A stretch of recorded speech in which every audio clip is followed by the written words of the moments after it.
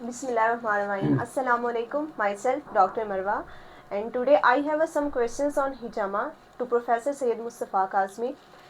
सबसे पहले मेरा आपसे ये क्वेश्चन है कि हिजामा क्या है और ये कब से इंसानियत में राइज है। बिस्मिल्लाहिर्रहमानिर्रहीम। हजामा अरबी ज़बान के लफ्ज़ हुजम से है। हुजम का मतलब होता है खींचना, चूसना। जैसे कि माँ अपने बच्चे को छाती से दूध पिलाती है तो उसको अरबी ज़बान में हुजम कहते हैं। हुजम का मतलब होता है खींचना, चूसना, सकिंग करना। और आम असतला में हजामा से मुराद वो तरीक़ाकार है जिसमें मुख्तलिफ बॉडी पार्ट से कुछ खून निकाला जाता है सकिंग करके और सेक्शन क्रिएट करके खला पैदा की जाती है। उसके बाद बॉडी पार्ट से खून निकाला जाता है जिससे बॉडी डिटॉक्स हो जाती है।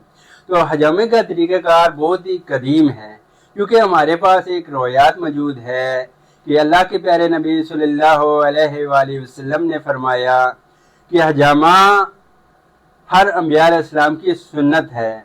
अंबिया अलैहिस्सलाम की 5 सुन्नतें हैं जिसमें हजामा और खुशबू लगाने का भी जिक्र है। तो इस तरह हम ये कह सकते हैं कि हजामा का जो रवाज है ये हज़रत आदम अलैहिस्सलाम से लेके नबी अकरम सल्लल्लाहु अलैहि वसल्लम तक और मौजूदा दौर तक मुख्तलिफ अदवार में बतौर इलाज के लिए इस्तेमाल होता रहा है। ठीक है। नेक्स्ट मेरा आपसे ये क्वेश्चन था कि आप हमारी ऑडियंस को बताएंगे कि हिजामा की कितनी अक़साम है और हर किस्म की क्या खसूसियात हैं। हजामा की वैसे तो बहुत सी अक़साम हैं, लेकिन जो कॉमन अक़साम है वह 4 हैं जिस पे हम थोड़ा सा फोकस करेंगे। सबसे जो पहली अक़साम है वो ड्राई कपिंग है। ड्राई कपिंग में मुख्तलिफ बॉडी पार्ट्स में इंसान के सकिंग करके सेक्शन क्रिएट किया जाता है जिससे खून नहीं निकाला जाता बल्कि सेक्शन क्रिएट करके खुला किया जाता है जिससे हजामा होता है। ये ड्राई कपिंग में होता है। दूसरी है वेट कपिंग। वेट कपिंग ये होता है, इसको तर हजामा भी कहते हैं। इसमें मुख्तलिफ इंसान के जो बॉडी पार्ट्स हैं उससे खून निकाल के सेक्शन क्रिएट किया जाता है और खून को खींचा जाता है, चूसा जाता है मशीन, जो सेकिंग मशीन होती है उसके ज़रिए। तो ये सुन्नत तरीक़ाकार है और वेट कपिंग जो आम मुसलमानों में बहुत ज़्यादा रवाज है। और इसके अलावा जो तीसरी अक़साम है मसाज कपिंग है।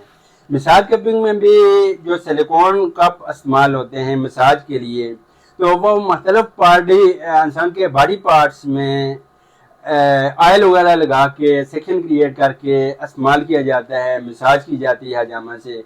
आम तरह से मसाज करें तो उसमें यह है कि बहुत ज़्यादा डीप मसाज नहीं हो सकता, लेकिन जब हजामा के कप यूज़ करके मसाज करेंगे तो उसमें डीप मसाज होगा जिससे इंसान का सर्कुलेटरी सिस्टम फ़ाल होगा, एक्टिव होगा।